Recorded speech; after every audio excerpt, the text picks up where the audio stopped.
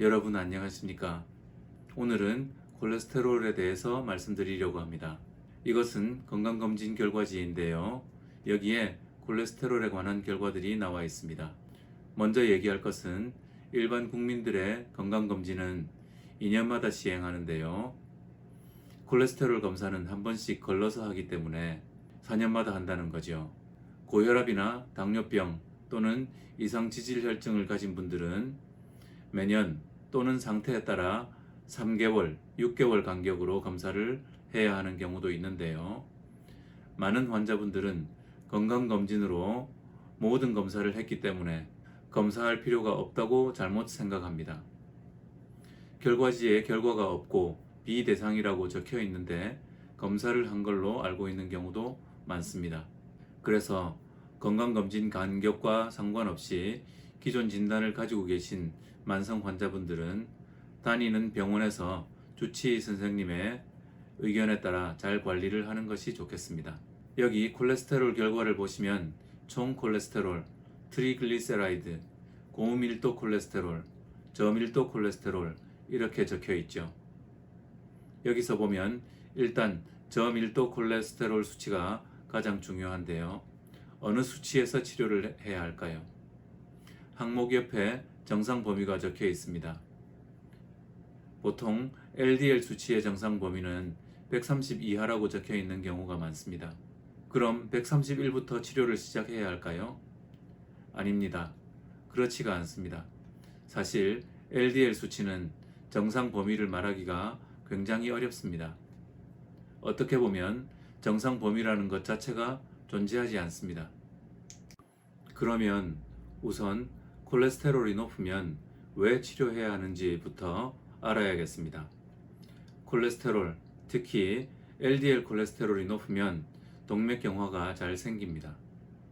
LDL 콜레스테롤은 혈관 내피세포에 염증을 일으키면서 침투를 잘 하는 성질이 있습니다. 이것이 점점 쌓이면서 동맥경화반이 되지요. 이것이 두꺼워지면서 혈관이 좁아집니다. 보통은 혈관이 좁아져도 혈액이 통과하는 공간이 30% 이상 남아 있으면 증상이 그렇게 생기지 않습니다.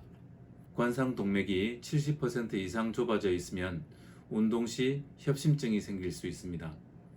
그보다 많이 좁아져 있지 않다면 증상은 없을 수 있습니다. 증상이 없다고 안심할 것이 아니죠.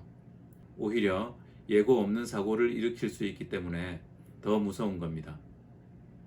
이렇게 두꺼워져 있는 동맥경화반의 내막은 매우 약합니다. 그리고 콜레스테롤이 높은 상태에서는 이 동맥경화반에는 매우 액체에 가까운 말랑말랑한 기름 덩어리가 들어 있습니다. 이 동맥경화반의 내막이 터지면 내부에 있는 성분들이 혈관 내로 흘러 들어와서 혈액과 합쳐 혈전을 만듭니다.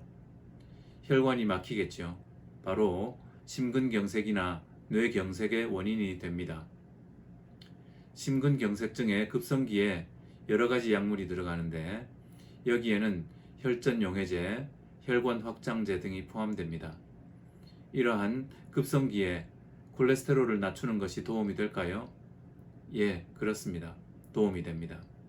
콜레스테롤을 낮춤으로써 동맥경화반에서 나오는 기름 성분의 양을 줄여서 추가적인 혈전 생성을 억제해 주기 때문에 심근경색증의 급성기에 콜레스테롤 강화제는 중요한 치료제 중 하나가 됩니다. 또한 동맥경화가 진행 중일 때 콜레스테롤을 낮추는 것은 동맥경화반의 진행을 낮추거나 멈추거나 하는데 중요한 역할을 합니다. 효과적으로 콜레스테롤을 낮추면 이미 생겼던 동맥경화반을 줄일 수 있었다는 보고도 많이 있습니다. 이미 많이 진행되어 기름기가 말랑말랑하게 들어있는 동맥경화반이 있다면 어떨까요?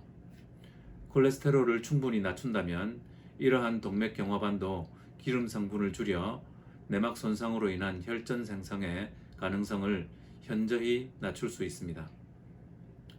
따라서 치료 대상이 될 만큼 콜레스테롤이 높다면 아직 건강한 혈관을 가졌거나 초기나 중등도의 동맥경화를 가졌거나 심하게 진행된 동맥경화가 있거나 간에 모두에서 콜레스테롤을 낮추는 치료는 매우 중요합니다. 이상으로 콜레스테롤이 혈관에 어떤 영향을 주고 왜 치료해야 하는지에 대해 알아봤습니다. 다음 시간에는 콜레스테롤 수치의 의미에 대해 알아보겠습니다.